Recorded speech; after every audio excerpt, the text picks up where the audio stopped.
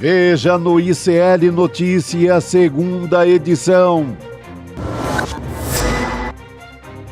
Exclusivo ICL. Polícia Federal indicia 4 delegados da própria PF no inquérito da obstrução de rodovias no Nordeste no segundo turno de 2022. A Polícia Federal também indicia 4 ex-diretores e coordenadores da PRF por envolvimento nas tentativas de impedir o trânsito de eleitores de Lula nas eleições. Não gostou do sermão? Trump chama de radical de esquerda e exige desculpas de bispa que pediu misericórdia por imigrantes e população LGBTQIAP+.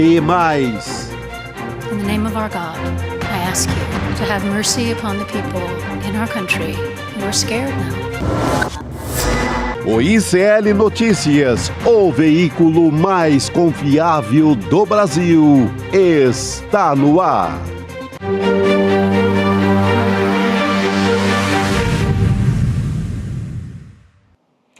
Olá, boa noite, seja muito bem-vindo, seja muito bem-vinda. O ICL Notícias, segunda edição, está no ar e estão me cobrando, então nós estamos ao vivaço nos canais do Instituto Conhecimento Liberta, Eduardo Moreira no YouTube e também pela Pop TV no Rio Grande do Sul. Para alegria de Chico Sá, hoje é ao vivaço e também Juliano Medeiros. Boa noite para você. Com esse ao vivaço é outra parada hoje. Eu recebi DM, você não fala mais ao vivaço, eu tô muito chateada. Por favor. Vamos voltar. Que bom que voltou.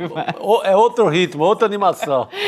Vamos nessa, hoje tem muita coisa pra gente falar por aqui, saindo um pouquinho, não saindo porque a gente vai falar sobre Donald Trump e também se relaciona, né? Porque enquanto lá nos Estados Unidos estão perdoando criminosos e golpistas, por aqui a gente tem indiciados, né, gente?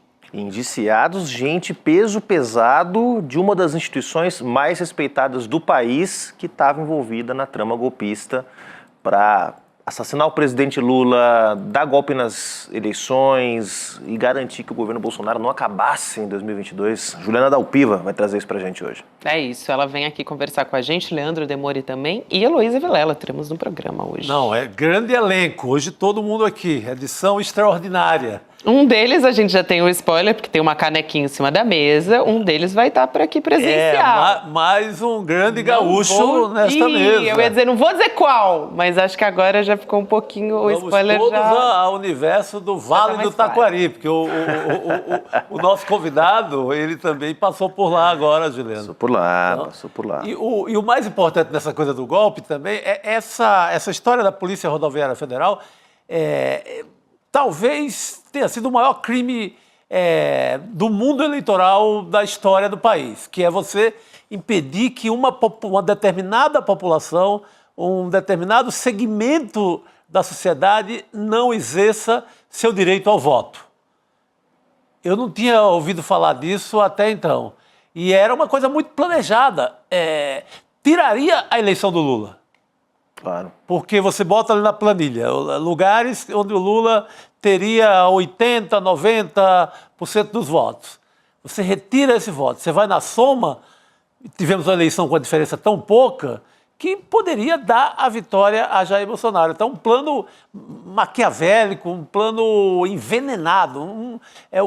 Dentro do pacote do golpe, esse é um capítulo muito importante. E mostra, Chico, acima de tudo, o aparelhamento, né, das instituições de Estado durante o governo Bolsonaro.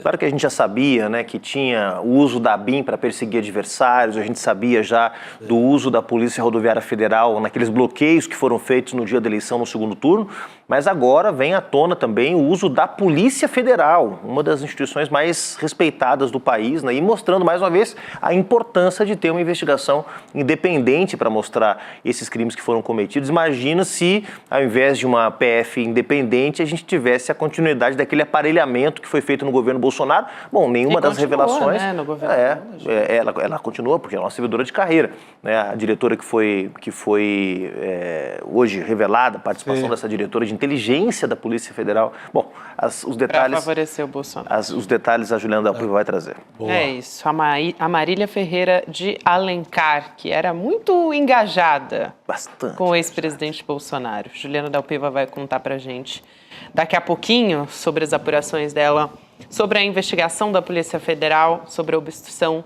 de rodovias no segundo turno das eleições de 2022. A gente tem, para dar aqui alguns detalhes, também 4 ex-diretores e coordenadores da Polícia Rodoviária Federal por envolvimento nessas tentativas de impedir o trânsito dos eleitores do presidente Lula. Então, a Polícia Federal indiciou esses 4. E essa informação foi publicada hoje pelo Aguirre Talento no UOL. Essa é uma parte, né? Esses são alguns dos indiciados hoje pela Polícia Federal. Daqui a pouco a gente vai falar dos demais aqui também. Mas é muito importante que a gente tenha esse avanço nas investigações, né? O ano começou, dia 22 de janeiro de 2025. Eu não sei se eu falei 2024 aqui. Alguém no chat fez um comentário. Eu não sei se eu realmente falei, mas se foi, 22 dias sem falar 2024, para mim, já é uma grande vitória. Eu achei que ia vir mais cedo essa confusão. Mas a gente está no dia 22 de janeiro e a gente já tem o desenrolar da história como prometido ou como previsto, né, pelos nossos jornalistas. A gente realmente está tendo o avançar da história mais rápido do que o esperado, até antes do Carnaval. Tem até a expectativa da denúncia na próxima semana. É o que se fala, os ventos de Brasília nos mandam essa notícia de ter a denúncia de Jair Bolsonaro e equipe e grande elenco já na próxima semana. E cá entre nós, né, Chico? Depois do que a gente viu essa semana nos Estados Unidos, olha a importância, a gente mencionou isso aqui na edição de ontem do ICL, olha a importância de ter não só a denúncia feita contra o Bolsonaro, mas de ter os julgamentos, né? Quer dizer, os fatos que vieram à tona em novembro do ano passado, né, começo de novembro, o plano para assassinar o presidente Lula, o Alckmin, o Alexandre de Moraes, a participação dessa unidade de elite do Exército, os Kid Pretos nesse plano. Quer dizer, você tem elementos, provas, indícios muito robustos para que essa denúncia não seja feita e para que o julgamento não ocorra. Quer dizer, não tem nenhuma justificativa para que isso ocorra, como aconteceu nos Estados Unidos, de forma quase que protocolar, às vésperas da posse do Trump, uma condenação que não teve nenhuma consequência prática, né, na posse do Donald Trump nos Estados Unidos. Então, espero que a justiça brasileira se mexa, né, a Polícia Rodoviária Federal, que já tem aí o seu ex-diretor, já foi preso, né, já tem aí uma denúncia apresentada, agora também contra diretores do órgão. Que loucura, a Polícia Rodoviária Federal, que era uma referência, né, de uma polícia civil, não militarizada, com uma estrutura e uma hierarquia. Cordial, né? A lei de beira de estrada, que atendia as famílias que estavam ali viajando naqueles feriados. Era uma polícia que tinha uma imagem até daquele seriado antigo, Vigilante Rodoviário. Você é jovem e não sabe, mas que era dessa polícia amiga da família, amiga de quem estava viajando.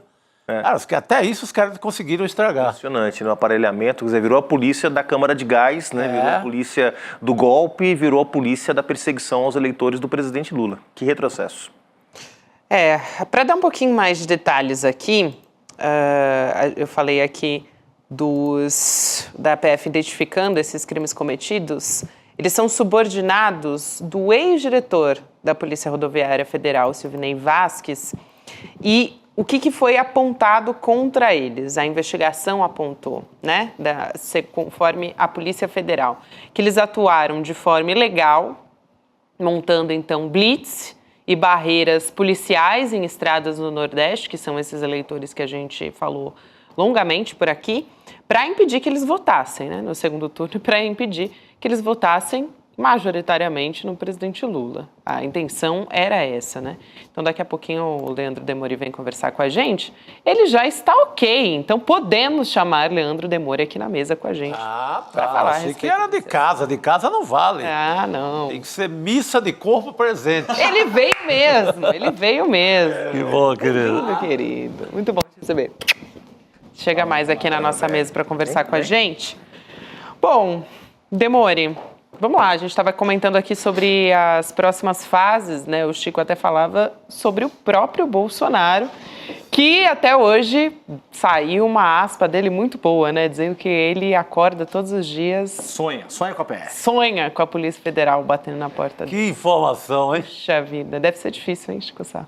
Já está Imagina preso só. em espírito, né? O William De Luca estava falando no rolê ICL que eu amei isso. Que se pudesse, ele pagaria alguém para ir todos os dias lá só tocar a sirene da polícia, assim, de manhã, bem cedinho, né? Aquele horário que a Polícia Federal gosta de bater na porta da casa das pessoas das operações. Ele falou, se eu pudesse, olha, eu faria só para dar aquele... Só para acordar, né? Assim. Tem um cara agora no Instagram, não sei se vocês viram, que fica imitando sirene com a boca. Vocês viram o cara que fica de sacanagem? Pode chamar, pode contratar ele. Então, o cara fica escondido no mato, assim, e aí tem um maluco andando de bicicleta, e o cara fica lá, pô, e o cara, sai correndo. Podia passar na frente da casa do Bolsonaro de manhã e soltar o... Contratar ele para passar na frente da casa do Bolsonaro. Vai matar o homem. Susto. Realmente, olha, essa foi... Ó, fica a dica aí pro William, né, que deu essa ideia. Eu vou passar o vídeo pro William do cara que ensina. Agora o cara ensinou a fazer sirene. Todo mundo pode fazer a sua própria sirene em casa agora. Mas vamos lá, a gente tem essa notícia hoje, não são só eles, né, os indiciados, tem gente da Polícia Federal também, depois a Juliana vai trazer detalhes aqui, mas o que a gente sabe é que são os subordinados do Silvinei Vasquez, né, então, da Polícia Rodoviária Federal, que foi um caso que repercutiu muito aqui, a gente falou muito a respeito disso, sobre a gravidade disso, então é importante a gente ter esse indiciamento agora, né? Aliás, ele não tinha assumido um cargo em Santa Catarina esses dias, esse cara? Ele tem Semana passada, não foi? Numa prefeitura. Exato. Tinha recém subido um cargo, né? Até não sei se não botaram esse cargo para dar uma blindada no cidadão lá, né? Agora, sabe que... Secretário em Santa Catarina. Foi, né? Numa prefeitura, né? A pasta de Desenvolvimento Econômico e Inovação de São José, na Grande Florianópolis. Na Grande Florianópolis. Sabe tudo de inovação, tudo de desenvolvimento econômico, né? Não deixa de ser inovador. É uma inovação, fez, né? inovação. Desde a República Velha, né? Isso, Talvez desde do governo Floriano Peixoto, nos fazia uma coisa tão republicana. Obstrução de estradas, democrática. Né? Exatamente. Agora, sabe que esses dias eu estava conversando com algumas pessoas para tentar entender esse tempo também, né? A gente fez uma entrevista no N1 também, a semana passada, para tentar ver como vai ser o tempo desse processo. Vai ser uma coisa muito difícil de conseguir organizar isso, porque o STF não quer entrar em 26. Para não entrar em 26, tem que começar a, pelo menos, ter a denúncia da PGR esse ano e vai ter o processo. Aí, conversando com os advogados que já atuaram no STF, pelo andar da carruagem, vão individualizar os crimes, ou seja, o fulano é o crime ABC, o ciclano XYZ. E aí, para cada ato, não é nem para cada crime, para cada ato do processo, eventualmente, eles podem pleitear chamar 8 testemunhas. Então, você imagina, você tem, por exemplo, Bolsonaro indiciado por 3 ou 4 crimes, e aí você tem, dentro de um crime, você tem 3 ou 4 atos, por exemplo. Então, por exemplo, 359M. Dentro disso, por quê? Porque você escreveu a minuta do golpe e ajudou a preparar tal coisa. Então, sobre o caso da minuta, eu quero chamar 6 testemunhas para explicar o negócio da minuta. Isso aqui é uma coisa. O negócio da preparação lá do punhal verde e amarelo, eu quero chamar 7 testemunhas. Então, tem um jeito de fazer esse negócio, não dá em 25. E aí a grande dúvida é, o Juliano tem experiência com isso, o STF peita entrar um ano eleitoral com um caso desse tamanho? Né? E aí, se não peitar, o que se faz? Espera tudo para depois da eleição e joga para 27? Depois, Essa é a grande dúvida que a gente vai ter agora, né? A gente viu o STF não parou de trabalhar, a PGR não parou de trabalhar, mas não temos nem a denúncia ainda dos peixes grandes, né? Então, são muitos crimes, né, Demores? Isso. Esse é o problema. A gente está lidando primeiro com uma quantidade de crimes cuja a tipificação é relativamente recente. Sim. Né? Porque a lei que prevê o crime de golpe de Estado, vamos dizer assim, não é uma lei antiga. Né? Não, é do Bolsonaro. Exatamente, é a primeira vez que o STF vai se debruçar, quer dizer, por uma tentativa de golpe. Não tem experiência, não tem histórico na casa, já fizemos e foi assim. Exatamente. Então essa é a primeira coisa. A segunda coisa é que você tem misturado com isso preparação para tentativa de assassinato. Isso. Você tem peculato, porque tinha gente que você tem outra quantidade de crimes que estão acumulados ali. E, de fato, cada crime tem que ser julgado de acordo com a sua pena. Agora vai dar trabalho, viu? Vai dar trabalho. É a grande dúvida que a gente vai ver se vai acontecer. E, em paralelo a isso, tem essa briga na direita, né? A gente viu agora aí o Bolsonaro desesperado, né? com a questão do Nicolas, né? A gente às vezes vê a coisa de fora, assim, o Juliano que lida com política sabe como essas coisas por dentro às vezes são... O seio do bolsonarismo, na verdade, ficou muito incomodado com o Nicolas ter feito tanto sucesso. Muito. Aí o Nicolas vai para os Estados Unidos e encontra o Marçal, né? E aí o Marçal posta um vídeo do Trump, que agora já sabemos que é falso, né? Que o vídeo é verdadeiro, mas é anterior, né? Então, para além de tudo, tem toda a questão política da gente tentar entender como que vai se configurar, porque tem uma expectativa ainda que o Bolsonaro possa não ser mais inelegível. No ano que vem, a maioria do TSE, se eu não me engano, a gente pode colocar como bolsonarista, porque vai estar sendo comandada, né, por ministros que foram ou indicados pelo Bolsonaro ou já tomaram decisões a favor dele. Se o TSE reverte aí essa decisão, pode ter recurso e vai estourar no STF. Aí o STF está julgando o negócio do golpe, aí vai julgar o negócio da inelegibilidade. São 2, né, processos. É que vai ter o Nunes Marques e o Mendonça, exatamente, né? Exatamente. Então, se o Bolsonaro, para quem está nos acompanhando também, se o Bolsonaro for condenado no STF, ele está inelegível. Então, primeiro que ele pode ser preso, né? Pode ser preso. Mas, Juliano, essa é uma dúvida que eu tenho. Se ele for condenado no STF... Se é uma condenação em primeira instância, a ficha limpa já pega? Ou tem que ser transitado em julgado? Porque não é teoricamente em primeira instância, então, porque já é em colegiado, porque já né? É colegiado. Já é em colegiado. Então, se ele for condenado, por exemplo, por uma turma do STF, a ficha limpa já pega. Exatamente, está então, elegível. Independe da inelegibilidade das 2 que ele já tem. Exatamente. Ele já pegaria uma próxima por qualquer condenação, por qualquer um dos crimes. Porque não seria um crime eleitoral, né? A lei da ficha limpa, ela prevê inelegibilidade em caso de crime comum, vamos dizer assim, crime não eleitoral, desde que condenado por um tribunal colegiado. Né? Então, por isso que isso, claro, era uma forma de evitar que o juiz de primeira instância, vinculado a um projeto político no município, desse uma canetada e tornasse inelegível o adversário político do prefeito, por exemplo. Que é uma coisa, tirasse da eleição. Claro. Então tem que ser bom, tem que ser no tribunal colegiado, por isso ou vai para o Tribunal de Justiça, ou vai para o TRF, quer dizer, por exemplo, no processo de julgamento do presidente Lula, a inelegibilidade dele só se deu quando ele foi... quando se confirmou a condenação do Moro no TRF4. Perfeito. Então, quando ele foi condenado pelo Moro, ainda não estava na ficha limpa. No caso do Bolsonaro, como é direto no STF, exatamente. Se ele tiver qualquer condenação ao longo do processo, então ele teria 3 inelegibilidades. Exato. Ou seja... É muito difícil ele estar na urna em 26. Porta né? fechada. Se configura quase impossível, né? E aí cai um pouco uma entrevista que foi feita no N1 ontem, se não me engano, ontem, com o Fabrício Pontin, professor de Relações Internacionais da Universidade de La Salle. Ele falou uma coisa que o Fabrício morou muitos anos nos Estados Unidos, que às vezes a gente não se dá conta, acostumado com a cabeça de um estadunidense médio. Ele falou, o Trump odeia perdedores.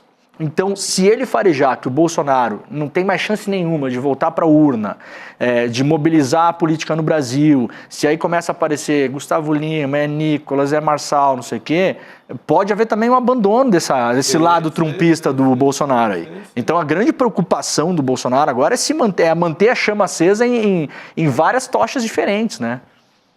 O Nicolas não teria N candidato. Não tem idade ainda, Não tem idade, até... A exigência é 35 anos. Isso. Assim como o João Campos também, que vez por outra alguém fala, também não pode ainda. Garotada vai ter que esperar. Vai ter que esperar. É a categoria de base, né? Mas a extrema-direita tem quadros, viu? Eles vão produzir alguma alternativa, porque eles estão muito divididos hoje, é verdade, mas eles têm algumas opções, algumas alternativas, e eles estão tentando recompor uma aliança com uma parte do Centrão, né? Quer dizer, já tem aí movimentos em curso, inclusive envolvendo a eleição para a mesa da Câmara dos Deputados, onde eles tentam deslocar um pedaço do centro. Na verdade, o Centrão vai ser o grande troféu de 2025, né? Sim. Porque, de um lado, o governo também começa a fazer gestos, já se fala em troca no Ministério da Saúde, em troca em ministérios importantes, e o bolsonarismo também começa a se mover para tentar construir algum tipo de aliança com esse centrão mais conservador que está na região centro-oeste, sudeste e sul do Brasil, para tentar, a partir daí, dar força eleitoral para alguma dessas opções do bolsonarismo, vamos dizer, do neobolsonarismo, né? Que é o Tarcísio de Freitas, que é o Caiado, com todos os problemas e as dificuldades que cada um deles tem. Sim. Há grandes chances do bolsonarismo não ir unificado na eleição de 26, no primeiro turno, mas de haver um bolsonarista ou um neobolsonarista com capacidade de liderar esse bloco, né? Quer dizer, nós vimos em São Paulo já isso acontecendo, né? De que já não é mais a bênção do Bolsonaro que define quem é que lidera o campo da extrema-direita. Né? Não Isso resolve vai ter tudo, que- né? Não resolve tudo. Dá um empuxo inicial, é um apoio importante, claro, mas tem um teto desse apoio Claro, também, né? sem dúvida nenhuma. Tem quem está se montando muito para isso, a gente já falou no programa algumas vezes também aqui, é o Ratinho Júnior, né? O Ratinho que está comprando rádio, alugando rádio no Brasil inteiro, a Massa FM, né? Aliás, a galera que está nos assistindo pode botar nos comentários aí, Gabi, quem mora em cidades do interior, se chegou Massa FM no último ano, assim, porque virou um negócio impressionante mesmo, assim, eles estão ou alugando sinais de rádios locais que tem menos grana, então o Ratinho chega, paga um aluguel mensal, né? Paga lá 50, 70, 90, 100, 150 mil reais para os donos, aluga o sinal, ou comprando rádios. E o projeto do pai é justamente isso, espalhar pelo Brasil para tornar o Ratinho Júnior um nome conhecido nacionalmente. O que deu uma água fria no Ratinho Júnior na semana passada foi a Paraná Pesquisas, que saiu e a aprovação dele é muito ruim. Eles achavam que seria uma aprovação bem melhor. A aprovação dele no Paraná não é lá grandes coisas. Eu achei que ia melhor. Mas está se montando o Ratinho Júnior, está se montando o Caiado, tá? Os caras estão andando. O Kassab, ele fala no Ratinho Júnior como uma opção agora antes do Tarcísio. Isso. Vê que não dá para o Tarcísio, testa o Ratinho Isso. Júnior. A eleição pode ser para perder, mas faz um nome nacional. Isso. É um cara essa é a jovem ideia. ainda, né? Então, ele Comparado tá- com outros quadros da direita brasileira, um cara jovem. Ele está no jogo, ele está na grande gincana aí, o Ratinho Júnior está... Botando fermento na massa. Exato. E foi o grande embate do Bolsonaro na eleição municipal que a gente viu no Paraná, né? Porque ali estavam os interesses do Kassab na chapa que acabou ganhando a eleição. O candidato era do PL, o vice era do PL, que em tese o Bolsonaro deveria apoiar, mas o Bolsonaro, por esse embate, porque viu que o Kassab começou a se crescer e começou a querer botar o Ratinho, ou começou a criar outros candidatos, o Bolsonaro apoiou a Cristina Grêmio para tentar dar uma porrada no Kassab e mandar um recado, ó, eu posso derrubar você onde eu quiser. Acabou não se dando bem o Bolsonaro lá. Agora fez muito voto a Cristina Grêmio, né? Muito voto, saiu forte. Gente, mas a gente está falando aqui de extrema-direita, eu queria falar sobre mais um componente que eu acho que é balde de água fria para a extrema-direita.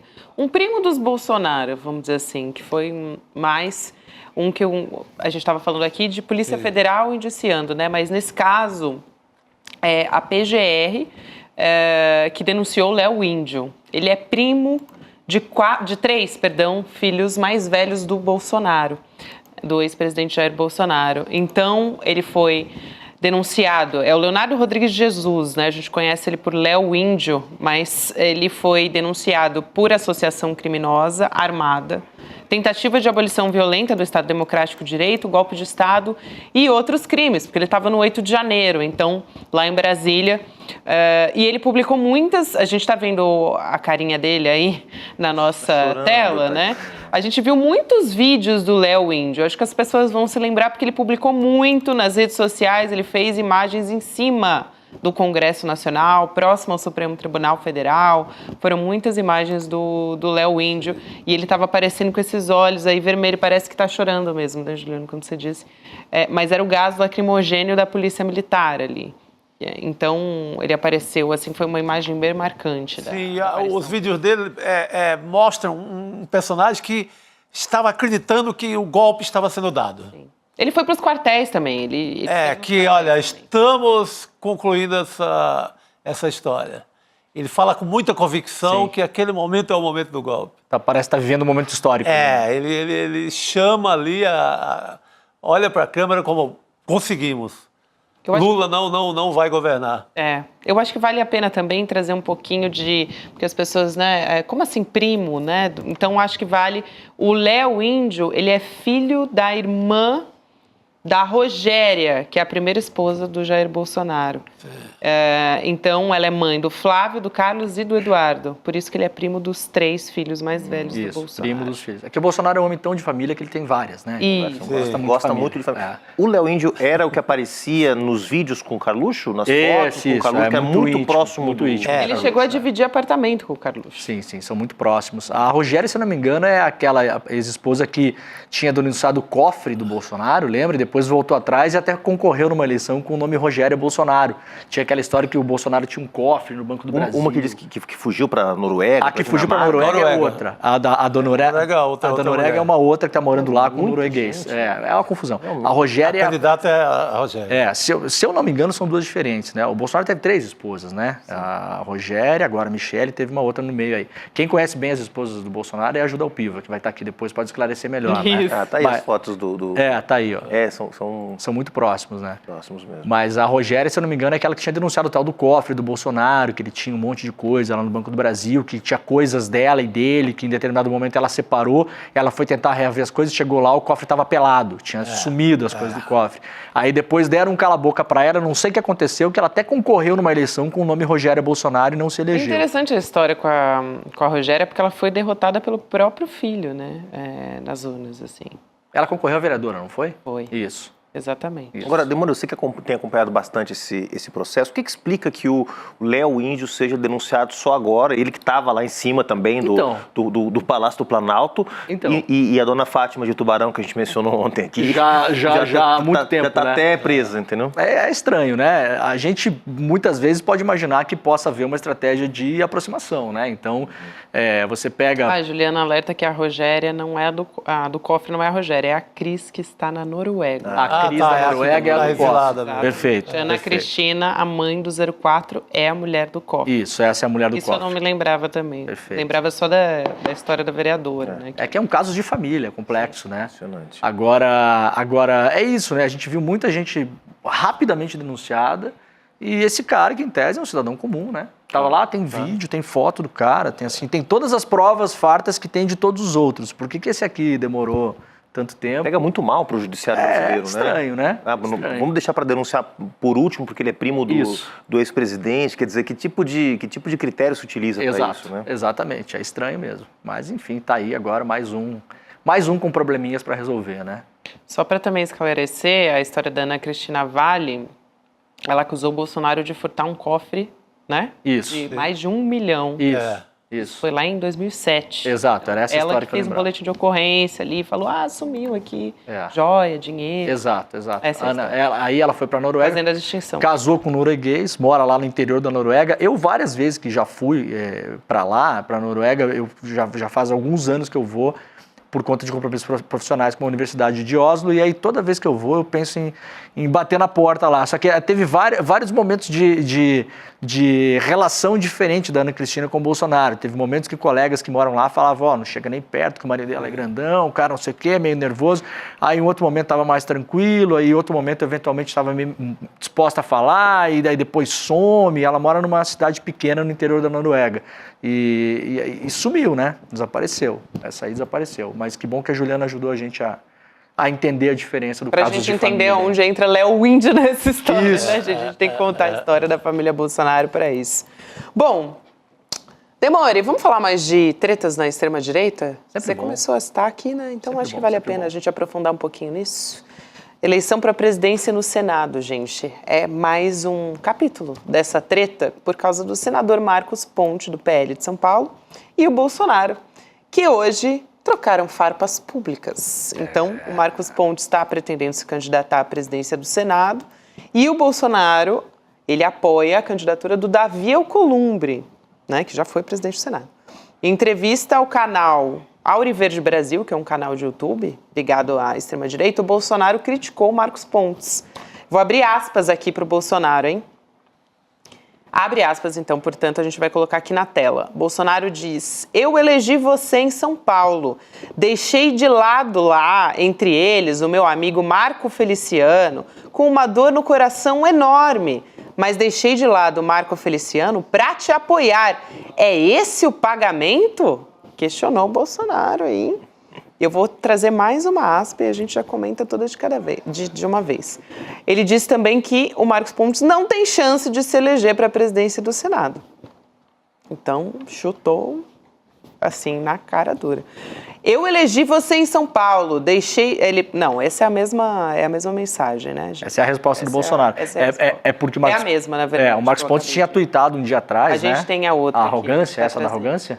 A da Essa arrogância, tem? Então, exato, exatamente. A gente vai colocar aqui na tela daqui a pouquinho, eu leio para vocês também. É um outro trechinho da entrevista onde ele está falando, olha, esse cara não tem chance, não. Sim, a única forma de nós sermos algo dentro do Senado e não sermos zumbis, como somos hoje, é tendo um candidato. Se não conseguimos ganhar com o Rogério Marinho, que é um baita articulador, não vai ser com você agora. Então, não vai ser contigo agora. Agressivo, né? Foi bastante, né? Essa foi uma resposta no Twitter, na verdade, do Marcos Pontes. Então, foi uma treta pública mesmo. O negócio foi público. O Marcos Pontes, aí essa é a parte que eu vou ter que respirar fundo aqui, porque o senador Marcos Pontes rebateu o Bolsonaro, Marcos Pontes, ele com um vídeo lá no X, e ele chama de forma indireta, tá? Não é direta, mas dá para entender que ele tá falando do Bolsonaro, de arrogante. Então, vamos lá. A astronauta Marcos Pontes diz o seguinte, no X. Pensamento do dia. Eu adoro, que já começa assim. Indiretas. Arrogância pode fechar portas. Eu queria que a gente não colocasse que é o Marcos Pontes e colocasse a frase, quem disse isso? Letra A, né? Um filósofo famoso. Não, foi Marcos Pontes que disse. Abre aspas. A arrogância pode fechar portas, mas a humildade sempre abrirá janelas da sabedoria para novos horizontes. Pense, viva e aprenda. O Pequeno Príncipe. E aí... Exatamente. Não pode, né? Luiz Fernando Letra Veríssimo. A. Luiz Fernando Veríssimo. Augusto Cury cabe bem Mário também. Sérgio Cortella. Aí diz, grande abraço espacial.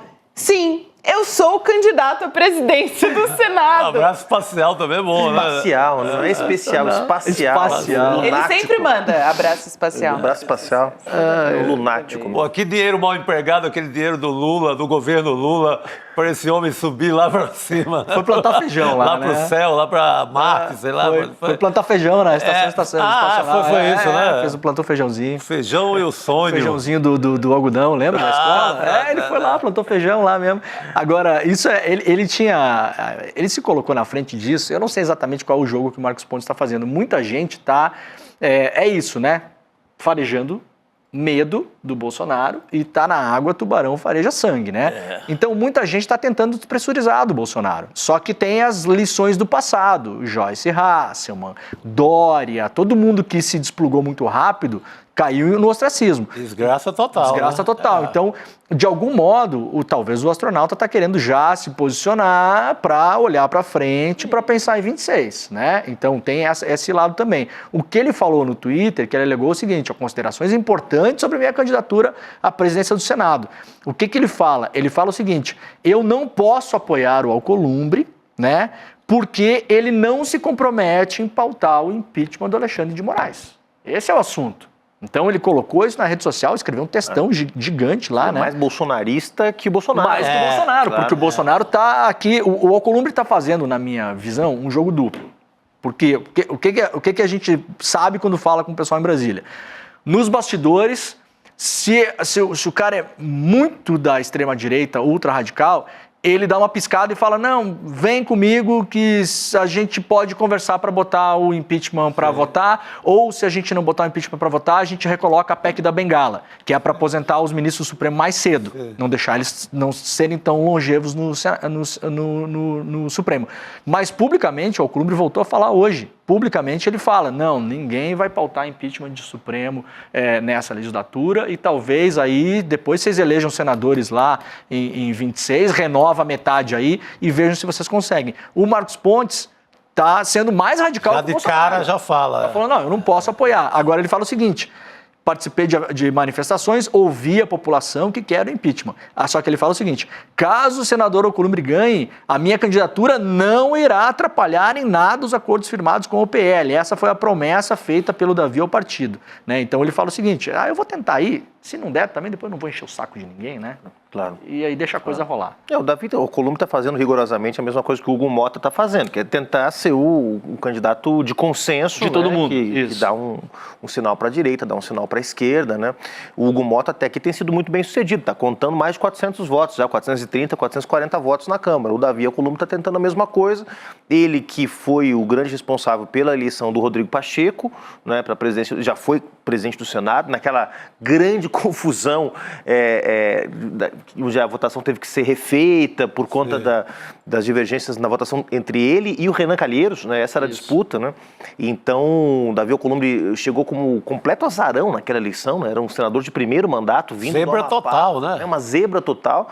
Se consolidou, formou um grupo político, robusteceu a União Brasil, conseguiu fazer movimentações ali, inclusive com o apoio de setores que hoje são base do governo, o senador Randolfo Rodrigues estava nisso na época e outros, e hoje está com o apoio do governo, né? Hoje é um dos senadores mais poderosos do Senado Federal, vai ter apoio do PL, vai ter apoio do PT para sua eleição. Exato. E aí tá o Marcos aí, né? Que ele lançou No mundo a da lua, candidatura. né? Mundo da lua total. Viajando, né? Ele tá. Faz 2 dias que ele lançou a candidatura, ele tá dando entrevista para tudo quanto é lugar, Tá. principalmente para rádios. Isso, Olha ele só, deu mais umas um que 500 tá postando entrevistas. nas rádios para se tornar conhecido. Mas a turma bolsonarista no Twitter tá detonando ele. O primeiro comentário já é lembrando o histórico eleitoral da Joyce, de 1 milhão e tantos votos para 2, né? E falou, quem se desliga do Bolsonaro, acontece isso. Só que muita gente já está entendendo que não é mais tanto assim, não é mais tão automático. Muita gente tem vida própria já, né? Tá conseguindo, aos poucos, ir se afastando. Os mais espertos, tipo o Tarcísio, sabe que não pode, de uma hora para outra, vazar fora, mas se puder, vai pular. Mas não é o caso do astronauta, porque uma coisa é o Nicolas, que é um cara que está construindo uma outra coisa é o próprio Marçal, né, que é um sujeito que flerta com o bolsonarismo, mas tenta... Outra coisa é o Marcos Pontes. O Marcos Pontes não existiria não tivesse... Veio o Bolsonaro. Não existiria. Não se elege a nada. Sinto muito em dizer, mas... de Carapicuíba. Não se elege a nada. Não tem menor força política. Não. Agora ele tem 8 anos, né? Então são os primeiros 4 agora, né? Sim. Tá com boi na sombra, né? São Paulo ainda tem muitos anos de astronauta, meu amigo. Pô, que desgraça que São Paulo fez no Senado, né? Eu lembro do astronauta quando eu ia fazer a cobertura de atos e tal, e aí ele sempre naquele caminhão, eu ficava, gente, sabe assim, quando você... as pessoas só sabiam que, o astronauta, mas assim... Gabi, ele está há anos-luz de sair do Senado, Gabi. Há anos, uma atrás da outra, né? É impressionante. Podemos ficar o programa inteiro fazendo isso. É uma máquina. É uma briga galáctica, né? Vamos falar um pouquinho de como é que tá. A gente estava falando sobre a direita se estapeando aí, né? A extrema-direita, na verdade. O governo Lula, a gente... teve nos últimos tempos não, né? Que parece que faz muito tempo que a gente teve a eleição do Donald Trump, mas agora a gente teve a treta do Pix toda, enfim, também na comunicação, na própria comunicação do governo Lula. Já a Heloísa Vilela vai trazer informações a respeito desse assunto, exclusivas que Elo apurou pra gente, mas a gente tem informação de que, paralelamente às ações do Sidônio Palmeira, que acabou de assumir a SECOM, né? O ministro da Casa Civil, Rui Costa, ele disse que o governo Lula vai adotar medidas para baratear o preço dos alimentos. Essa discussão é muito importante da gente fazer aqui. O Rui Costa ele foi entrevistado de hoje no programa Bom Dia Ministro, no canal Gov. Vamos trazer um trechinho dessa entrevista, a gente volta a falar sobre isso já. Vamos ver.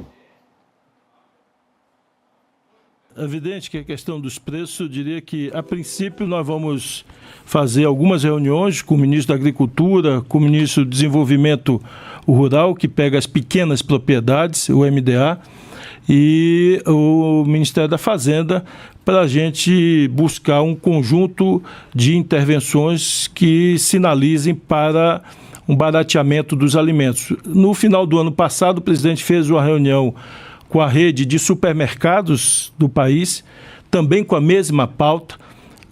A rede de supermercados sugeriu algumas medidas e nós vamos implementá-las agora nesse primeiro bimestre. Então, vamos, a partir dessas reuniões, ouvindo também os produtores, buscar medidas que consigam reduzir o preço dos alimentos. O Demori, é interessante isso porque o Rui Costa está atribuindo o aumento do preço dos alimentos às condições extremas, né, climáticas. E no ano passado, um dos motivos que ele aponta é chuvas muito fortes no sul do país. Sim, e seca e queimada também. E seca e queimada também. É. E que essa nova safra, ele espera que essa nova safra ajude a baratear os alimentos. Então o pessoal do agro está esperando uma super safra esse ano, né? A grande questão é que a super safra do agro é soja e milho, basicamente, né? Então, assim, não resolve muita coisa, porque eu não consigo lembrar de pessoas comendo soja na mesa, né? Isso aí é exportação, a maior parte para a China, para alimentar animais na China. Você come soja? Eu como, né? Você Sou vegetariana. É verdade. Então, tirando a Gabi... aqui também, Ricardo Gouveia Tirando também essas come. pessoas que sustentam o agro, Chico, por isso que esse país não vai para frente.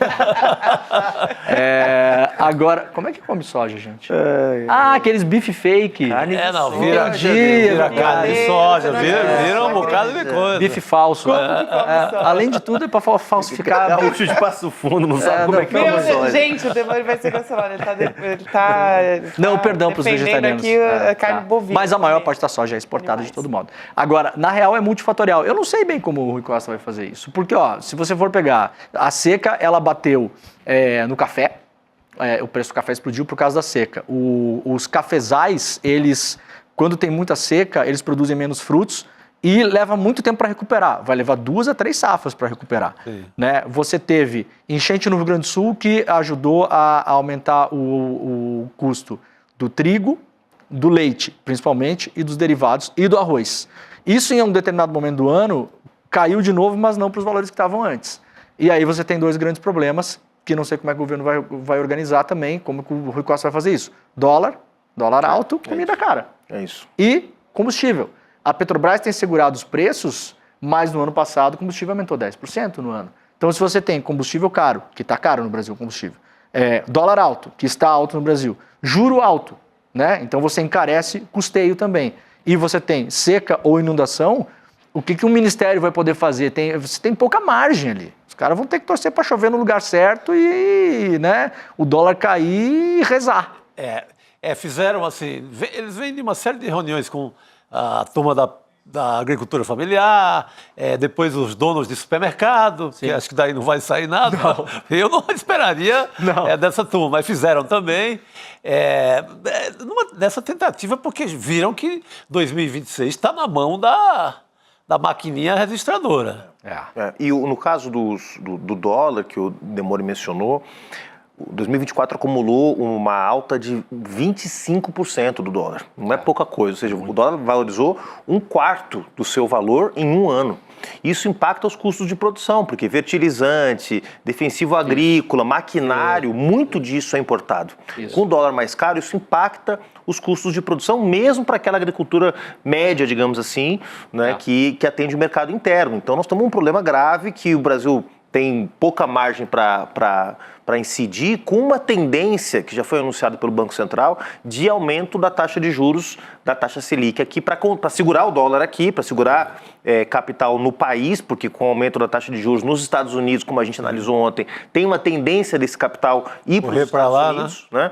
E aí nós podemos ter uma relação do câmbio ainda pior para impactar o preço dos alimentos. E do ponto de vista climático, nós temos um fenômeno esse ano que é muito diferente do fenômeno do ano passado. No ano passado a gente teve muita chuva. Sim. Esse ano é ano de laninha, é ano de menos chuva. Se as coisas forem mais ou menos como se espera, a gente vai ter em alguns lugares estiagem, né? Então não é tão simples a saída do governo, talvez tenha que ter aí uma política mais agressiva, seja em relação ao uso de reservas para baratear o preço, na compra direta dos produtores, vai ter que ter alguma estratégia, porque está concentrado, não é em todos os alimentos, tá? A gente está brincando aqui fora do ar, Demori, que tem alguns alimentos que o preço até diminuiu. Sim. Mas outros impactaram, aumentou o arroz, aumentou o café, aumentou a carne vermelha, baixou outros itens, o feijão baixou. Sim.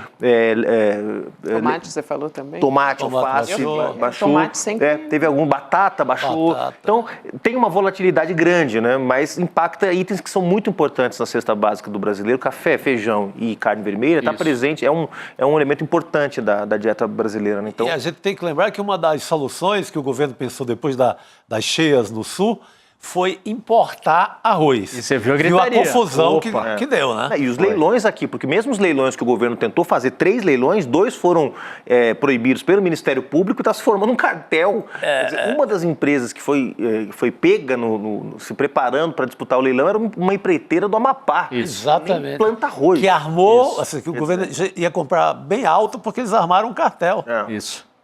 Então, essa é uma sinuca do governo pesada, né, braba? E tem uma questão de longo prazo, Gabi, só para encerrar esse assunto, que é, você tem, o dólar subiu muito, né, como o Juliano falou.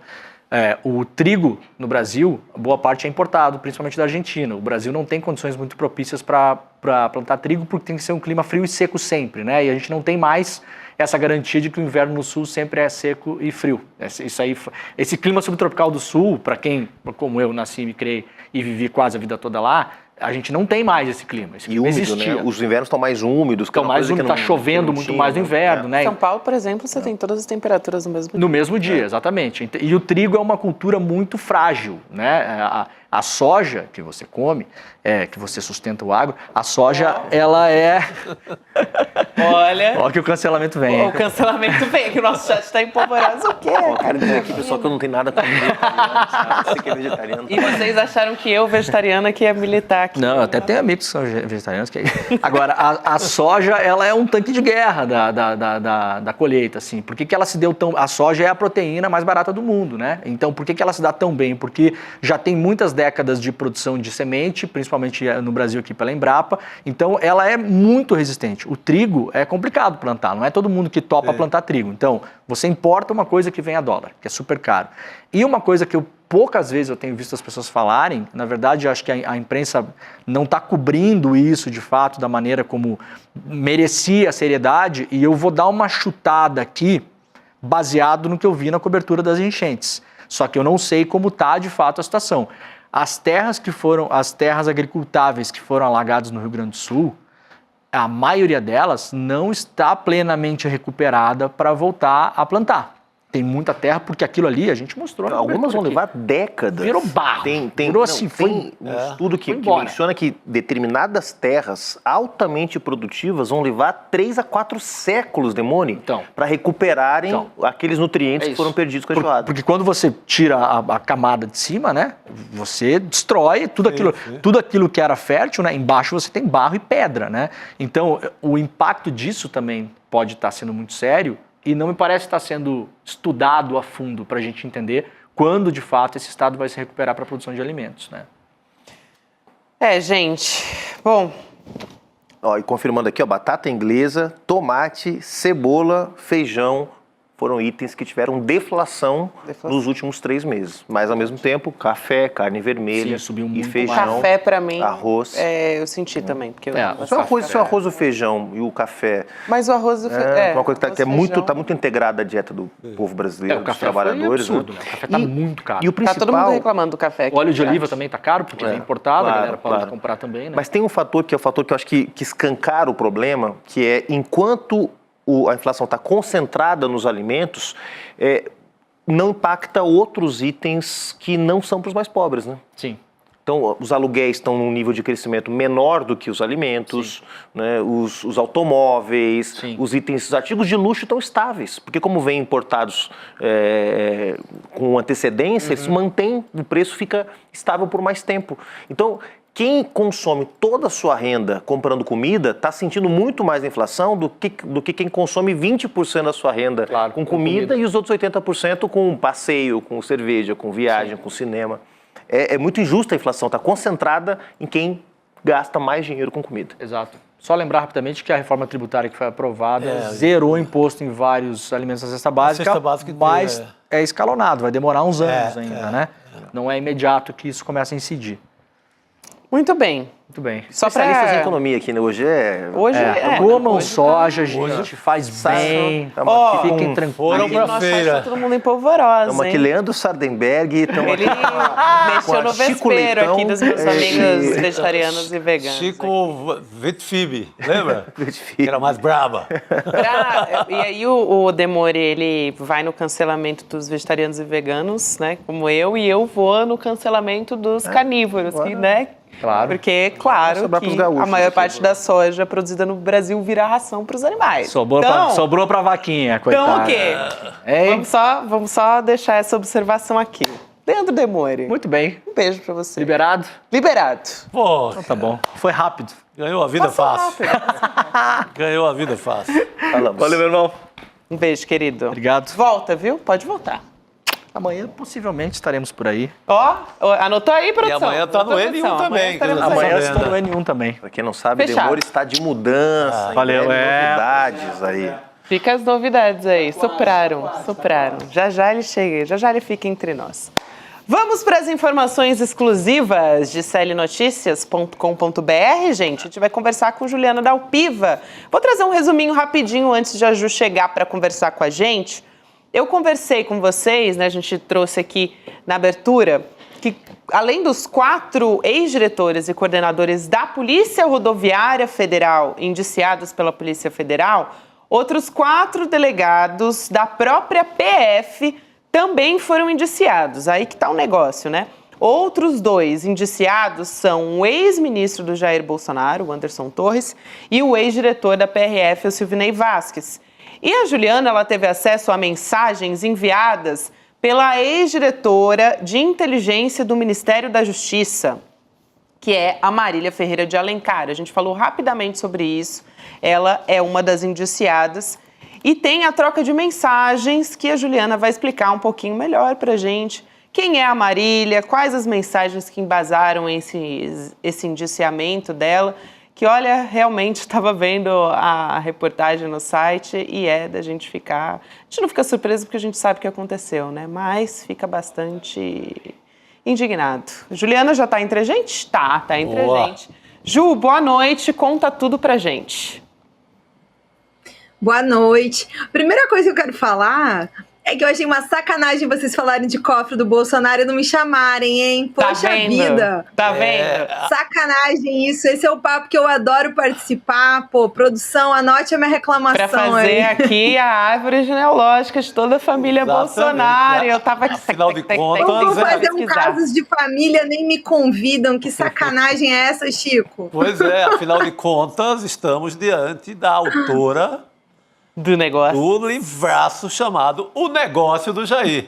Ô, Ju, você não Podcast, quer livro, toda uma história. aproveitar e esclarecer, porque ela chegou aqui falando isso, eu vou ter que dar, né? Por favor, aquela recapitulada. sim. A gente falou da Ana Cristina não Siqueira pode atrapalhar Vale a e a produção, Rogéria. não. Bem Não rápido. vamos atrapalhar, não. Fica tranquila, aqui tá tudo sob controle. Tá tudo sob controle em minhas mãos. Rapidinho, ô Ju, tá tudo certo, é isso, né? A Ana é a do cofre, a Rogéria é a que foi candidata e que perdeu pro próprio filho, não é isso? Só pra gente fazer esse disclaimer. O Bolsonaro botou o Carlos para concorrer contra a Rogéria quando ele casou com a Ana Cristina, largou a primeira mulher e, enfim, precisava continuar com o comando do gabinete na Câmara de Vereadores. Afinal de contas, Rachadinhas S.A. tinha que continuar funcionando, então ele não podia perder o controle do gabinete que antigamente era da Rogéria. Ele vivia dizendo isso, né? Que, na verdade, o gabinete era dele. Agora, eu confesso que eu fiquei aqui para reclamar de não ter participado da discussão do cofre, porque, na verdade, aqui no ICL, a gente também revelou ano passado, eu e o Igor, como o Carlos e o Flávio também têm um cofre, né, gente? E isso ficou lá para o Ministério Público do Rio de Janeiro apurar por que eles iam tanto nesse bendito desse cofre quando eles compravam imóveis em dinheiro vivo. E isso aí ficou, né? O Ministério Público do Rio de Janeiro para sempre não levou isso adiante. Então, tá lá, tá parado, depois que o juiz deu uma bronca no promotor, quando ele quis passar o caso adiante sem denunciar o Carlos. E aí, depois essa história acabou ficando lá pro lado. Isso é só uma lembrança aqui, pra gente não perder de vista todos os assuntos da família Bolsonaro. Podemos pular para a Polícia Rodoviária Federal. Importantíssimo, mas Muito importantíssimo, bom. né? A gente vai trazer especialista aqui, Sim. então vamos ouvir aqui, né, os detalhes todos. Agora, vamos falar justamente dessa ex-diretora de inteligência do Ministério da Justiça, a Marília Ferreira de Alencar, uma das indiciadas, portanto. E você teve acesso a essas mensagens enviadas ali nesse grupo, né? Então, o que você pode trazer para a gente tem umas frases assim que você trouxe, né, na sua coluna, então conta pra gente essa história. Gabi, primeira coisa que eu queria, acho que é importante até para nossa audiência acompanhar, é muito inquérito, é muito caso, é muita gente indiciada. Então, 2 inquéritos foram concluídos entre o fim de dezembro e o começo de janeiro. A data precisa eu não tenho aqui, mas eu sei que foi no último mês, assim as fontes me relataram. Um inquérito corria na Superintendência da Polícia Federal no Distrito Federal, que não é a sede da Polícia Federal. E esse inquérito da Superintendência do Distrito Federal é o que vocês estavam falando antes, que apurou as responsabilidades dos diretores que ficavam abaixo do diretor-geral, o Silvinei Vasquez, como que o Silvinei pressionou quem estava subordinado a ele. Inclusive, em depoimentos recentes, se soube que 3 dias antes da eleição, reuniões foram convocadas para pressionar e fazer as operações, as blitz, sem nenhuma justificativa legal concreta. E aí é esse inquérito que tem esses indiciamentos dos ex-diretores que vocês estavam falando agora há pouco. Eu falei na coluna, essa matéria inclusive é de um querido colega do Aguirre Talento no UOL, né? O Aguirre trouxe esses detalhes hoje mais cedo.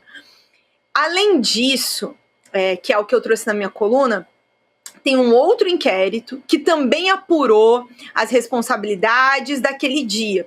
Porque não foi simplesmente da cabeça do Silvinei Vasquez e da PRF fazer uma operação no dia 30 para impedir que as pessoas chegassem com facilidade para votar em várias regiões do país. No Ministério da Justiça, comandado pelo Anderson Torres, lá em outubro de 2022, tinham 4 delegados da Polícia Federal que estavam cedidos para o Ministério da Justiça, que também tentaram fazer com que a PF entrasse dentro desse plano que a PRF botou em curso, porque a PRF efetivamente botou em curso. Mas esses diretores, uma delas é a diretora de inteligência, tentaram pressionar que a PF também fizesse. E aí o que a Polícia Federal descobriu? Ao fazer uma série de investigações, né, eles apreenderam também celulares, encontraram em um dos celulares desses 4 delegados, que tinham diretorias no Ministério da Justiça, um grupo de mensagens em que eles trocavam mensagens ali naqueles dias que antecederam a eleição. Ao mesmo tempo em que eles estavam tentando conversar maneiras de participar do plano para fazer as blitz, eles também estavam ali, praticamente em campanha aberta dentro daquele grupo, falando coisas do tipo: Belfort Roxo, o prefeito é vermelho, precisa reforçar a PF. Menos 25 mil votos no DAINE. Eles botam, né, o número 9 em referência grotesca ao presidente Lula. E outras mensagens do tipo: só desisto no dia 30/10, às 10 horas da noite. Então, assim, em nada isso era o papel de delegados que estavam... Essa delegada que escreve essas mensagens, que é a Marília Alencar, ela era da diretoria de inteligência do Ministério da Justiça. Então a gente tinha vários órgãos aparelhados, porque agora a gente consegue olhar à distância. Esse caso aqui, até essa foi uma pergunta que eu fiz para as fontes, vai ser juntado ao inquérito do golpe de Estado, as acusações? Me falaram que até o momento não, por uma questão de conexão direta. Então, provas de conexão direta entre as coisas, eles não teriam identificado ainda. Mas, quando a gente olha para o todo, e agora a gente sabe que a ABIN estava aparelhada, que a PRF estava aparelhada desse jeito, que tinha todo um planejamento com parte das Forças Armadas para também tentar um golpe, e o próprio Bolsonaro, que em praça pública estava aí, dia sim, dia também, fazendo discurso golpista, pressionando o Supremo, xingando o ministro Alexandre de Moraes. Então a gente sabe que tudo isso era uma grande rede, envolvendo vários órgãos de Estado, o que era, assim, né, Juliano, Gabi, Chico, um perigo que é difícil da gente até descrever para quem está acompanhando a gente aqui. Juliana, nossa nossa xará aqui. É um prazer falar contigo. Deixa eu te perguntar uma coisa. O que a Marília estava fazendo agora? Ela estava no exercício das suas atividades como delegada? Ela estava ocupando alguma função lá na Polícia Federal, alguma diretoria, enfim? Ou ela tinha retornado para suas atividades como delegada da Polícia Federal? E em relação aos outros delegados que também foram, mas que não estavam em funções políticas, como era o caso da Marília, que estava numa diretoria do Ministério da Justiça, esses demais delegados também estavam no exercício e seguem, aliás, agora no exercício das suas funções como delegados da Polícia Federal, estão aí liderando inquéritos, estão aí fazendo investigação, enquanto participavam dessa manobra do Bolsonaro para tentar vencer as eleições na marra em 2022? Juliano, eles não foram. Até onde eu tenho informação aqui, a produção me ajuda a corrigir caso não esteja preciso, mas eles não foram afastados das funções até o momento, justamente porque essa investigação, né, o despacho de indiciamento deles é do ano passado. A conclusão do inquérito acontece agora. A figura do indiciamento dentro da Polícia Federal, ela não tem o mesmo status jurídico da denúncia que a PGR oferece ao Supremo Tribunal Federal. O indiciamento é uma indicação ao Ministério Público para que o Ministério Público olhe o conjunto de fatos e as pessoas indiciadas pelos crimes apontados, inclusive o crime, pelo que eu soube, é o artigo 359, que é restringir, impedir ou dificultar com o emprego de violência física, sexual ou psicológica o exercício dos direitos políticos por qualquer razão. Esse é o crime que está apontado no indiciamento. Que eu saiba, eles estão gozando ainda das funções públicas porque são delegados concursados, não são funcionários que não têm concurso no Estado, né? Eles não estão afastados como aquele outro conjunto de delegados que aí estava cedido para a ABIN, que trabalhava com ramagem. Ali sim tem uns 8, eu acho, que estão afastados das suas funções públicas, mas ainda assim recebendo salário, né? Estão aqui pagando salário de um monte de golpista, Juliana. Mas eu acho que a Marília, não sei se conduzindo o inquérito especificamente, mas ela ainda está no exercício das funções públicas dela. É importantíssimo, acho, né? A gente saber... Bom, saber a gente sabe, mas a gente tem escancarado, né? E a Ju traz na reportagem, né, na apuração que ela trouxe com exclusividade hoje no serienoticias.com.br. Recomendo que todo mundo leia para ver como é que foi essa troca de mensagens e também para ver os detalhes aí desses inquéritos, que são coisas separadas, mas a explicação aqui a gente compreendeu muito bem. Ju, obrigada por hoje. A gente segue se falando em breve e parabéns por mais esse seu trabalho junto com o Igor. Valeu, até mais. Obrigada, gente. Boa noite. Boa noite, obrigado.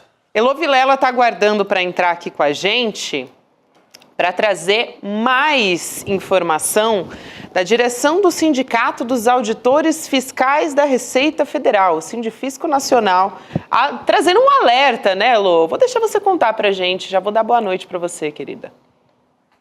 Boa noite, Juliano, Chico, querida Gabi. É aquele departamento do vai da M? É isso aí que o sindicato está fazendo, sabe?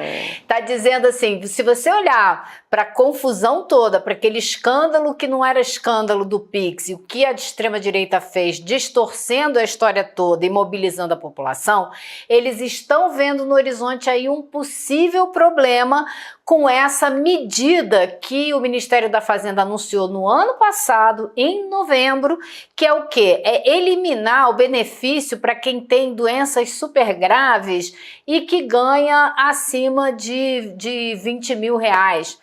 Na verdade, eles querem até tirar para um grande número de pessoas. Então, se a pessoa teve um câncer sério, mas ficou curada, não precisa ganhar o benefício, é uma distorção que tem lá, a pessoa ainda está ganhando.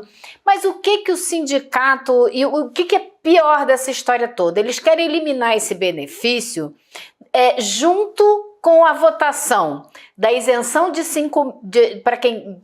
da isenção de imposto de renda para quem ganha até R$5.000 e a taxação um pouquinho maior para quem ganha muito dinheiro, quem está lá no topo da pirâmide.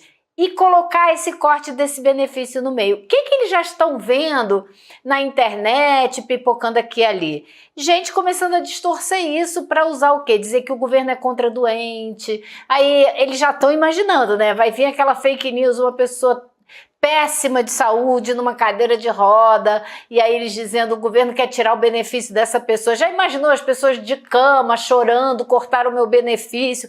A produção de fake news a gente sabe como é que é, né? Então o Sindifisco está alertando o governo, olha, não faça isso, não misture alhos com bugalhos, vá votar aí a taxação dos ricos e a isenção para quem ganha só até 5.000 e deixa essa história para depois, discute em outro momento, porque isso vai ser, no fim das contas, uma maneira de torpedear toda essa votação, que é essencial, é uma parte fundamental da reforma tributária que foi sendo adiada e que deve ir à votação esse ano. E que é uma medida importantíssima para o governo, né?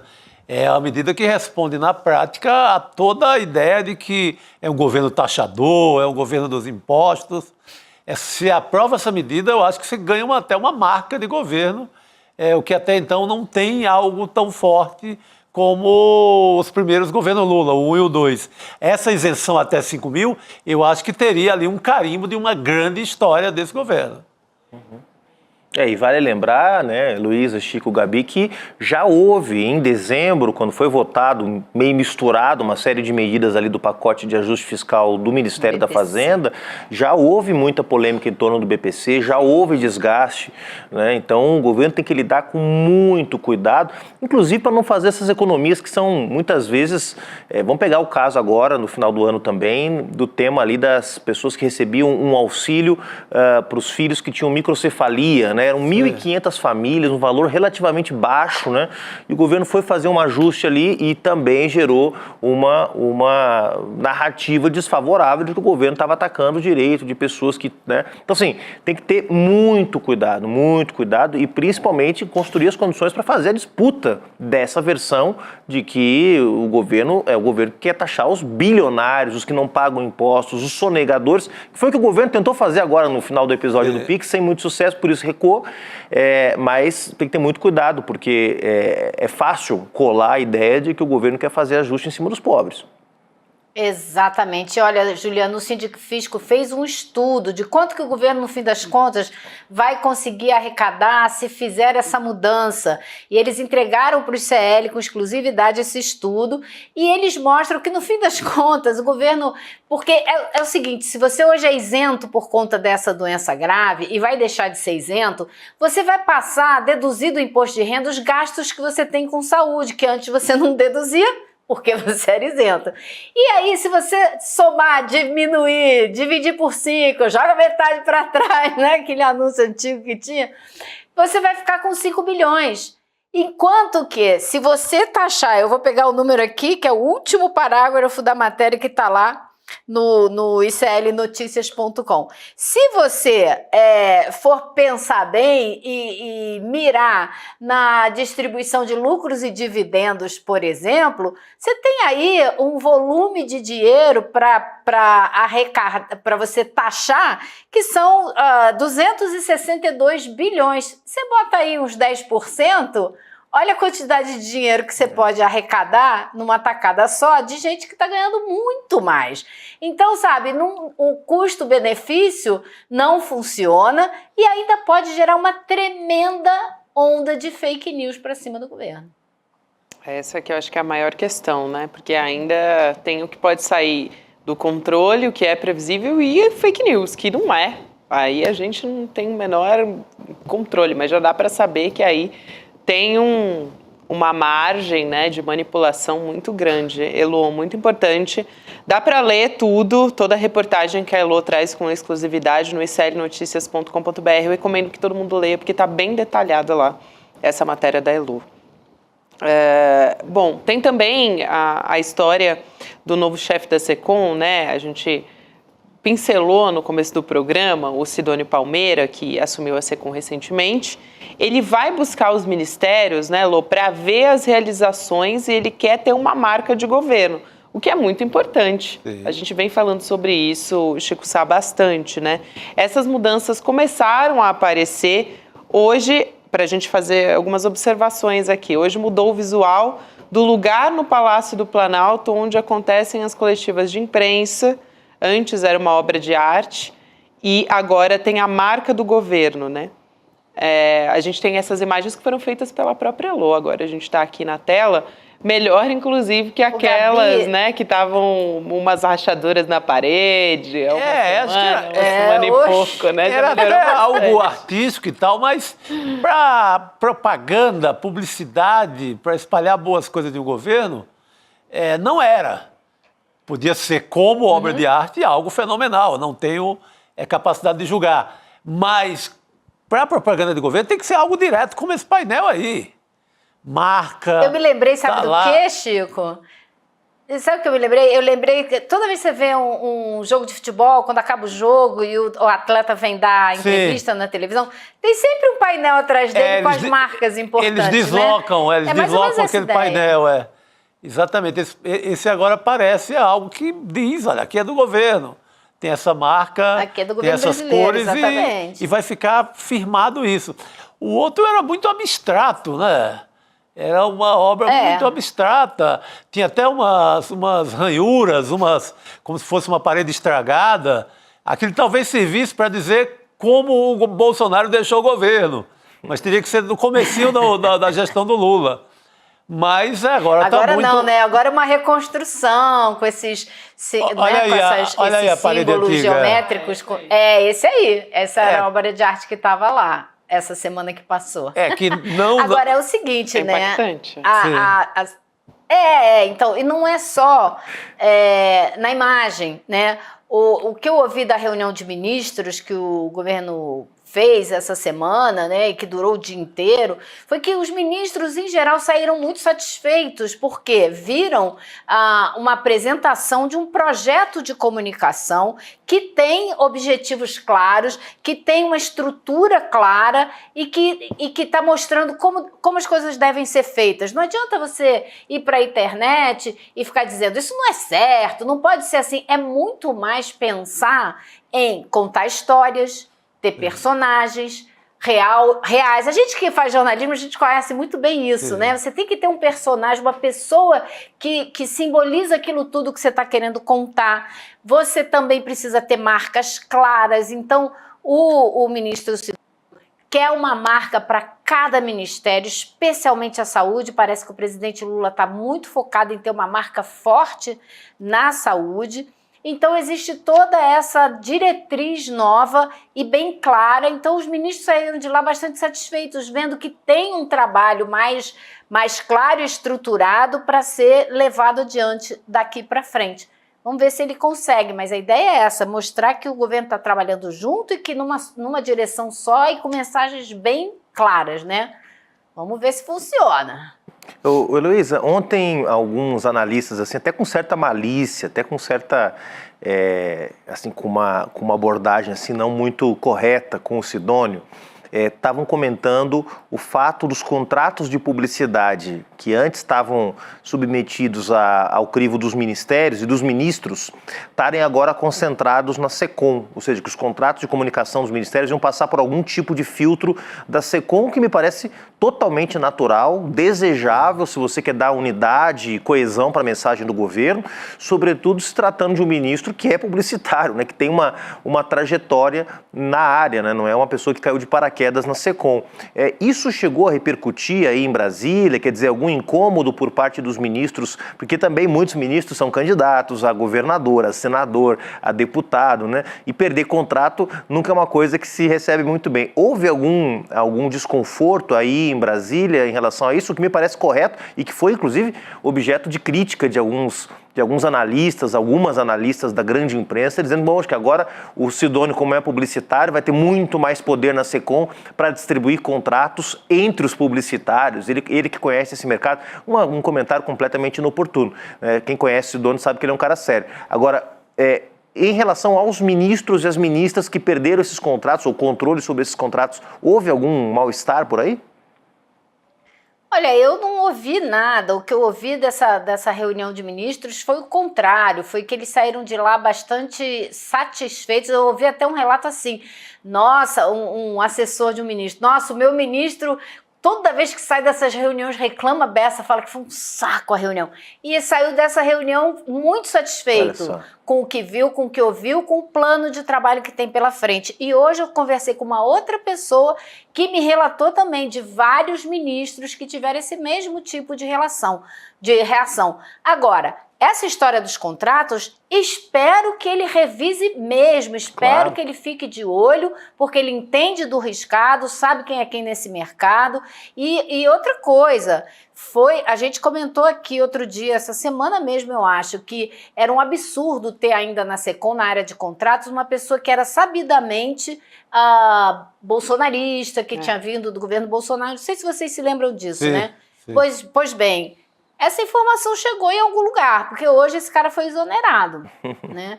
Então, existe uma preocupação muito grande de ter um controle mais sério sobre o que está acontecendo dentro da SECOM. E outra coisa que eu ouvi hoje, que também foi muito alvissareira, foi que o clima de trabalho na SECOM já mudou, que já está um clima muito mais tranquilo, muito mais leve. Chegou essa assessora que trabalhou com o campus em Recife, já assumiu o trabalho com as mídias sociais, Maraia, não sei o nome dela todo, mas que é uma pessoa que está sendo muito bem recebida, muito tranquila.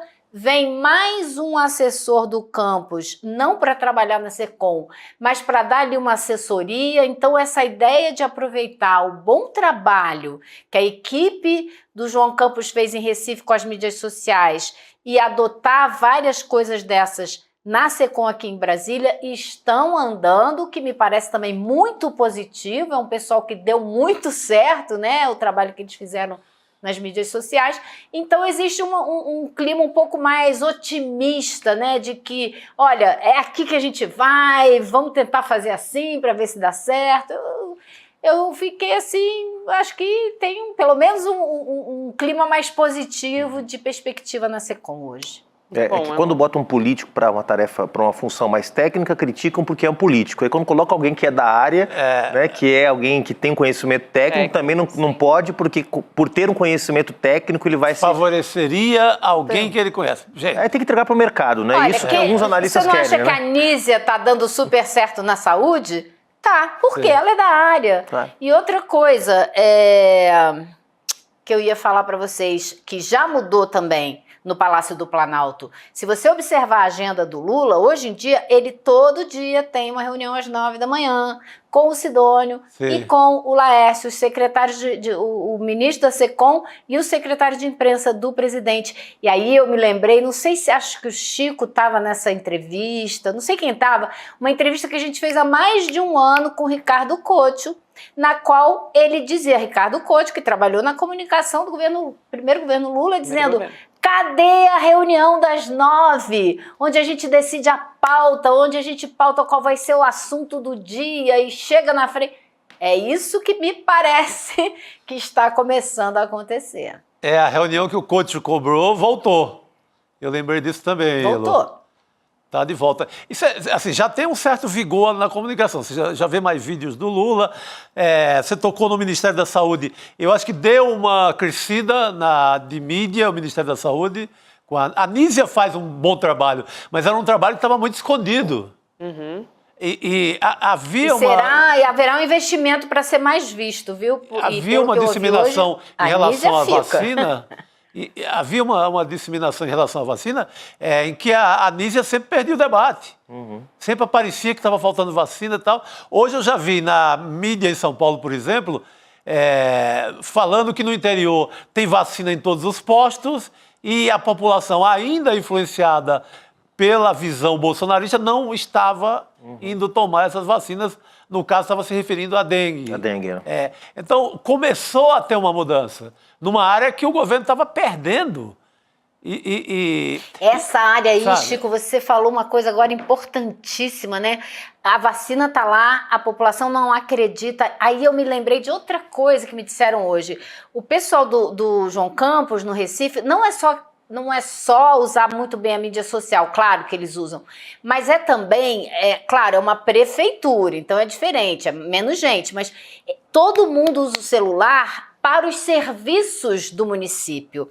Então, num caso desse da vacina, você teria ali o WhatsApp, o e-mail das pessoas daquela região, daquele posto, e mandaria direto o recado, olha, gente, chegou aqui a vacina, tá? Pode vir tomar e tal.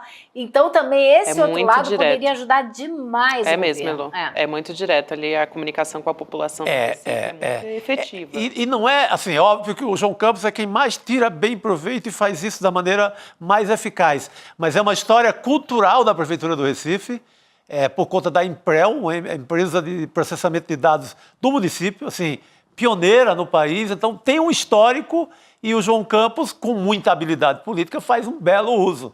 Como faz também na comunicação.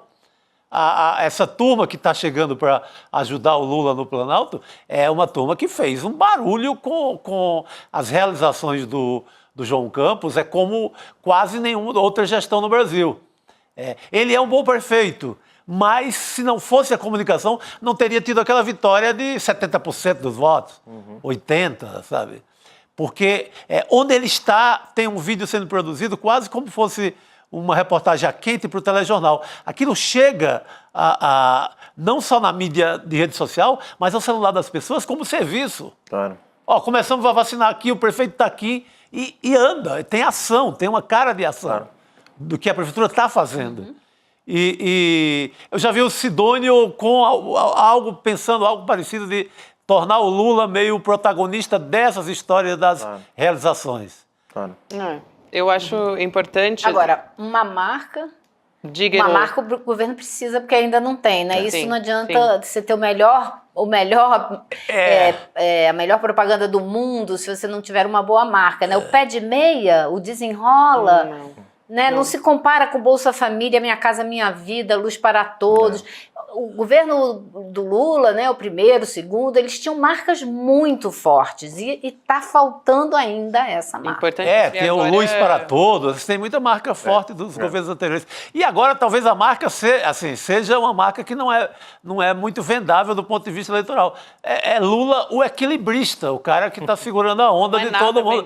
E que não é nada vendável, né? As prioridades que ontem, o outro Ministério da Fazenda, a gente comentou aqui, publicou 25 prioridades, né? Que são, obviamente, prioridades do governo, não só do Ministério. Tem ali questões que nem envolvem diretamente o Ministério da Fazenda, como regulação das Big Techs e outras políticas. Essas prioridades que o governo tem apontado para esse início de ano, que é taxação dos super ricos, isenção do imposto de renda para quem ganha até 5 mil, regulação das Big Techs, são importantíssimas, mas não são suficientes para pautar o debate público. Quer dizer, nós vamos ter que ter aí tem a ver com não estou nem falando, Elô, Chico, Gabi, daquilo que o governo entrega, daquilo que o governo realiza, né, de conseguir reduzir a inflação dos alimentos, conseguir diminuir a taxação sobre os trabalhadores informais, enfim, uma série de políticas que podem ser tomadas para gerar um certo bem-estar. Eu estou falando da agenda da disputa pública. Isso. Quer dizer, sobre qual tema o governo quer que o povo brasileiro esteja falando. Né? Quais são os assuntos que a gente quer que pautem o debate público, né? E o presidente fez isso algumas vezes ao longo desses 2 anos, seja na denúncia da tentativa de golpe, seja no sentido de união que ele imprimiu logo depois do 8 de janeiro de 2023, seja na disputa que fez contra o Campos Neto em relação à taxa de juros do Banco Central. E parece que nos últimos meses, seja por conta da eleição, seja por conta dessas dificuldades na comunicação, o governo perdeu um pouco de protagonismo na definição da agenda pública do debate, chegando ao ponto, como nós vimos agora nesse episódio do Pix, de ter que fazer um recuo diante de uma fake news, né? Perder para uma fake news, vamos dizer assim. Eu acho que isenção até 5 mil seria a marca desejada desse governo. Vamos rezar para que aquele Congresso pense... É que depende do Congresso, esse que é o problema. Depende do Congresso que está pensando também em 2026... E se esse centrão estiver pensando junto com o Lula para 2026, passa. Mas a gente sabe que é uma brava luta. Essa é a costura que está rolando agora, né? Essa é a costura. Tem muita conversa com gente do PP rolando, né? Claro. Ciro Nogueira mandando recado de que cansou da extrema-direita, quer voltar mais ao centro. Nessa história do Ciro Nogueira, que era bastante previsível, que é um homem que não vive sem respirar um ar de governo. Ele não vive sem vantagem, né? E ele está há muito tempo na oposição, não é do feitio dele. Ele quer onde está correndo algum dinheiro, alguma verba. Ele notou que essa coisa desse papo, dessa conversinha bolsonarista, não leva a nada. Então, esse sinal do Ciro Nogueira é muito significativo, de que há costuras no andamento muito bom. Porque se essa turma está voltando o ministro ali... o ministro Padilha conversou ontem com o Ricardo Barros, do PP do Paraná, que é aquele envolvido com a tentativa de superfaturar vacinas, né, durante a Covid, mas que manda no PP do Paraná. Então também tem ali uma conversa rolando com ele. O Lira... Existe uma conversa da possibilidade dele ir para o ministério, né? E amanhã o presidente Lula senta para conversar com o Kassab do PSD. Então tem muita articulação rolando para ver quem vai estar nessa grande família, né, da frente para a campanha de 2026. Vamos ver isso, como é que o Elô. Lula vai costurar isso. A gente está chegando aqui ao final, eu não queria deixar de passar sobre o tema da bispa Mariam Building. Ontem a gente falou dela, a gente passou o vídeo aqui. Então, rapidinho, Elô, eu queria te ouvir a respeito disso, né? Porque o Trump, ele reagiu à fala dela, né? No momento ali do vídeo a gente vê o Trump ali muito irritado, muito desconfortável, mas ele ouve o sermão. E esse sermão que foi ali na Catedral de Washington, estava o Trump, estava a Melania, a primeira-dama do lado dele, e o vice também, o J.D. Vance. Ele chamou o Trump, ela de radical de esquerda, e agora ele está exigindo desculpa também. Então, eu vou trazer aqui a fala do Donald Trump, o que ele escreveu na rede social dele, que é a Truth Social. Ele diz: essa suposta bispa que falou no Serviço Nacional de Oração, na manhã de terça-feira, era uma radical de esquerda, uma hater de Trump. Ela trouxe a sua igreja para o mundo da política de uma forma muito desrespeitosa. Seu tom foi agressivo e ela não foi convincente nem inteligente. Ela não mencionou o grande número de imigrantes que vieram para o nosso país e mataram pessoas. Além de suas declarações inapropriadas, o sermão foi muito chato e nada inspirador, meu Deus. Ela não é boa no que faz. Ela e sua igreja devem um pedido de desculpas para o público. E vai escalando o negócio, que parece assim uma argumentação muito infantil, né? Não chega nem Isso que eu ia falar parece quinta série, Gabi. Ela não é boa no que faz. Série. Não foi bom, nada inspirador, Elô. Parece estar submetida ao aprendiz, né? Ao programa do Trump. Primeiro, ela foi agressiva? Ela foi de uma calma, de uma educação. Ela pediu misericórdia. Quem é que é agressivo pedindo misericórdia? Pelos pobres, pelos que limpam as nossas casas, pelos que limpam os nossos restaurantes. Isso é agressivo, pelas crianças que estão com medo hoje de que seus pais sejam retirados de casa, pelas crianças que são LGBT e que têm medo hoje, temem pela sua vida. Isso é ser agressivo?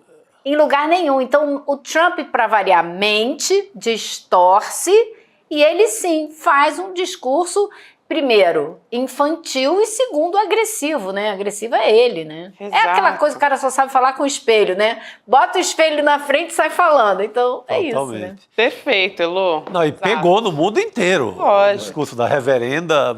Circulou muito nas redes sociais, muito nas redes. Então, achei importante a gente trazer aqui agora essa reação, ou seja, sentiu, né? Sentiu.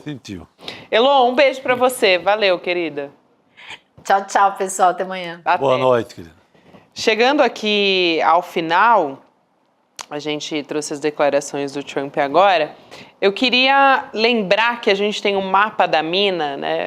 Acho que um dos grandes pontos aí das previsões do Eduardo Moreira vai ser justamente a eleição do Trump, que traz um prognóstico um tanto quanto tenso para esse ano, né? Projeções econômicas, tudo depende muito também desse cenário. A gente já trouxe também a novela do Pix, as tretas do Pix, como é que o dólar está se movimentando. Então, tudo isso o Eduardo Moreira vai trazer com o Mapa da Mina de 2025, que é um evento gratuito, um grande evento. No ano passado, a gente teve as análises e previsões. Todo ano a gente tem essas análises aqui de forma gratuita. No ano passado, o Edu acertou essas previsões. Então, vale muito a pena para a gente saber direitinho como preservar o nosso dinheiro e também saber onde investir. Então, vai ser no dia 30 de janeiro, que é uma quinta-feira, 8 horas da noite. E você garante a sua vaga, de novo, é gratuito, em icln2.com.br. Não perde essa edição do Mapa da Mina, porque esse ano tem muita coisa para a gente prestar atenção. É um ano mais difícil ainda, né? Porque o que se anuncia de catástrofe, então vai ser muito mais importante ainda esse Mapa da Mina 2025. Isso aí, Chico. Vamos nessa. A chance, Chico Sá, de botar todos os seus investimentos aí. Cara, eu sou conservador. Conservador porque eu tenho medo de perder um pouquinho que eu tenho. E é por isso mesmo que eu vou assistir, até porque eu também sou conservadora, mas por quê? Porque eu não domino. Conservadora nas finanças. Nas finanças. Liberal. Liberal no amor.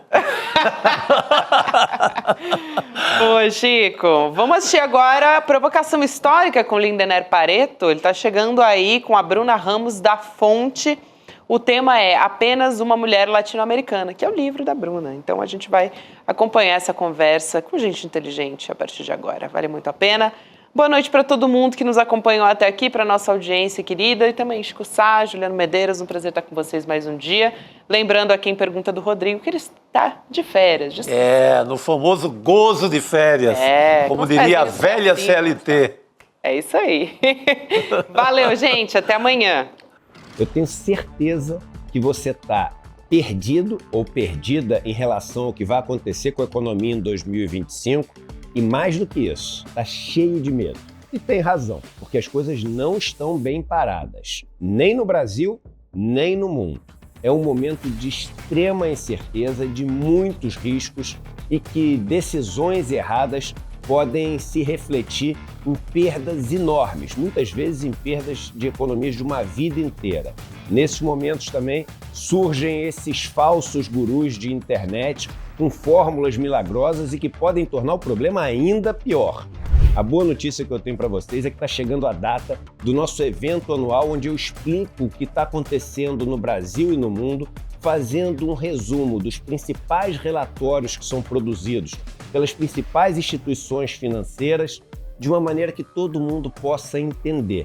Eu faço também minhas previsões para o que vai acontecer no ano, para vocês poderem se basear nelas e terem um parâmetro, terem mais segurança para seguirem nesses mares revoltos. Vai acontecer dia 30 de janeiro, uma quinta-feira às 8 horas da noite. O nome do evento é o Mapa da Mina, que já acontece há vários anos com sucesso estrondoso. Para vocês se inscreverem, é só clicar no link aqui embaixo. E aí, gratuitamente, vocês vão poder participar.